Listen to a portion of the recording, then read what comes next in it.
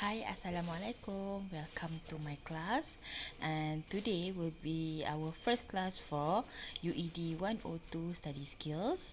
And my name is Nur Hasima Shari. You can call me Mishima. And today class, we will start with the topic which is Getting ready to learn.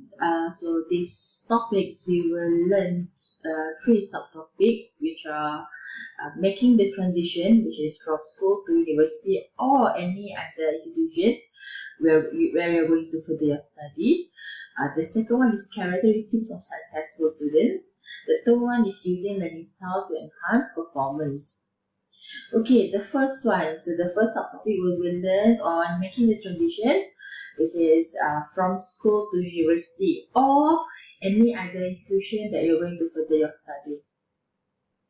Okay, here, the different or the transition that you are going to experience for everybody who finish their school life. So I think that everybody will experience this, the feelings of transition from school students to IPT students. Okay, so in school, normally most of your learning is done in the structured classroom. Yeah, like okay, this is class 5A1 like that. So you're going to stay for every like from I think like from 7:20 to one or something like that. You're going to be in that class throughout the year lah. Or like maybe you have something to do with science, then we are going to move to lab.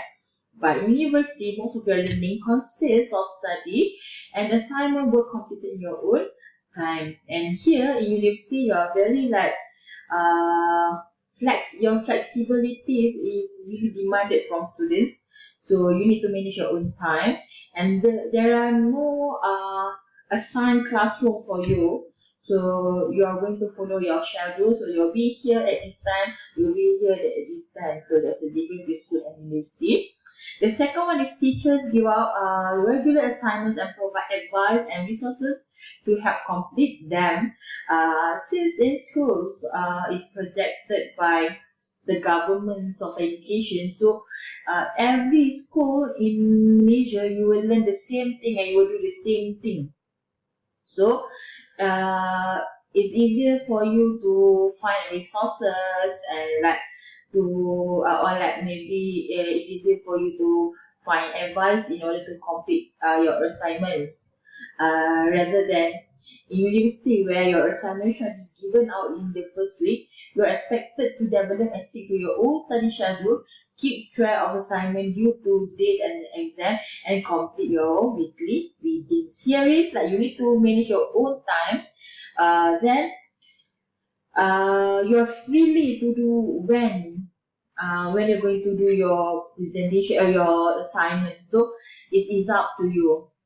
Okay, the third one is you receive regular feedback about your progress. While university feedback comes from mark assessment.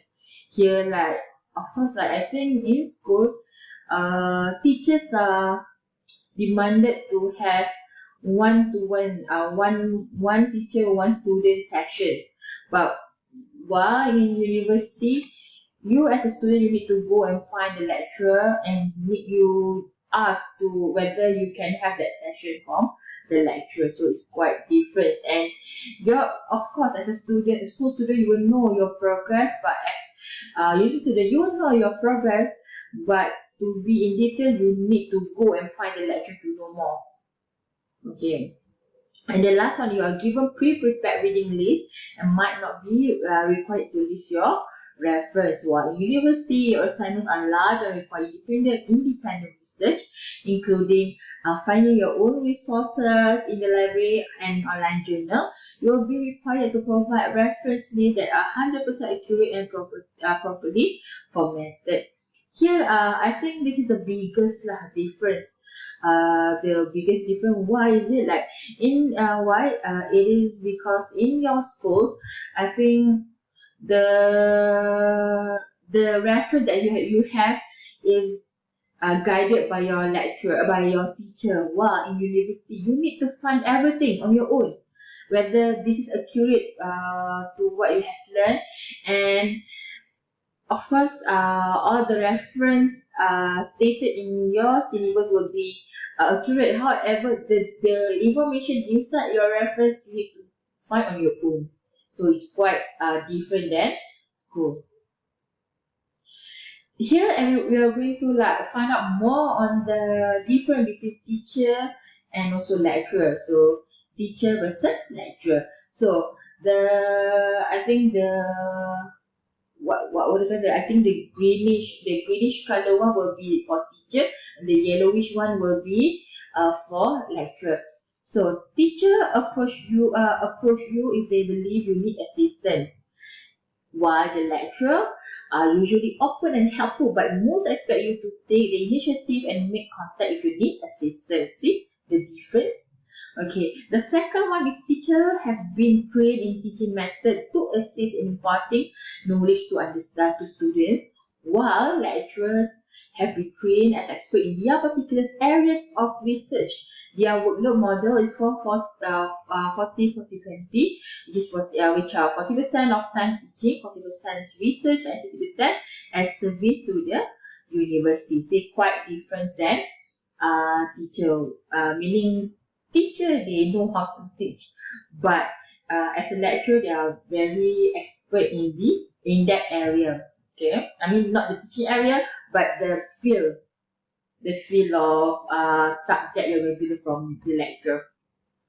Okay, the third one is teachers provide you with information you miss when you were absent, while lecturer expect you to get notes from classmates if you miss a class, or you will need to contact them if you need assistance. Okay.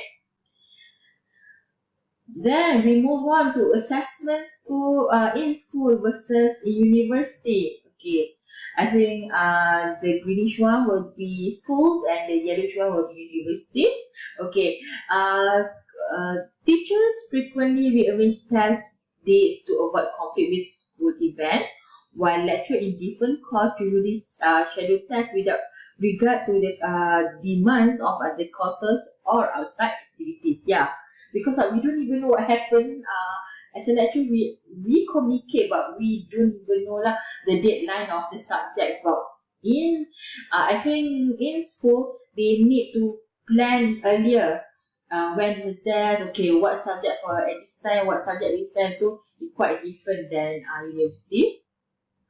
The second one is initial test grade, especially when they are low, may not have an adverse effect on your final grade.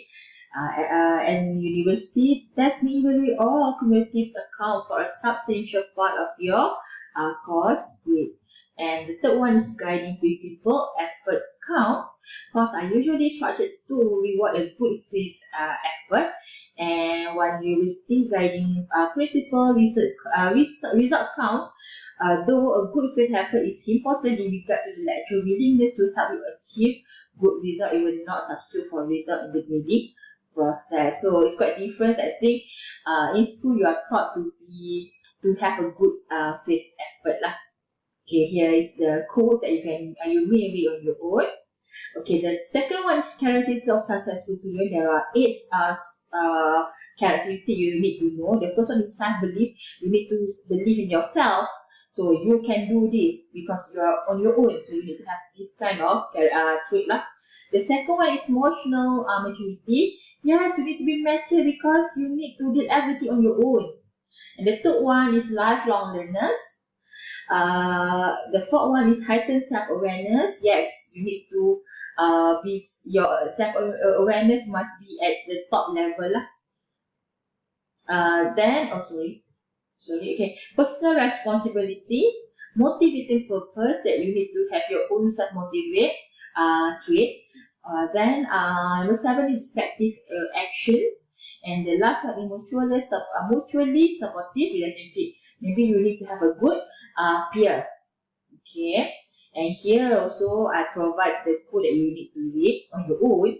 And the last one is using learning style to enhance performance. There are 3 learning style, which is auditory, visual, and kinesthetic. I think from the icon you will know that auditory is hear it, visual is see it, and kinesthetic is do it. So you from here you will learn, let's say, auditory, you are good in listening. Visual, you need to see that in order for you to understand. And kinesthetic, you need to do that in order for you to understand. And the last is, of course, the quotes from Leonardo da Vinci. Learning never exhausts the mind, which is you need to learn more. So any Q&A session, you may PM me or maybe you can shoot up in our WhatsApp group. I think I will leave this reference for you to read, and I will see you again. Thank you. Bye.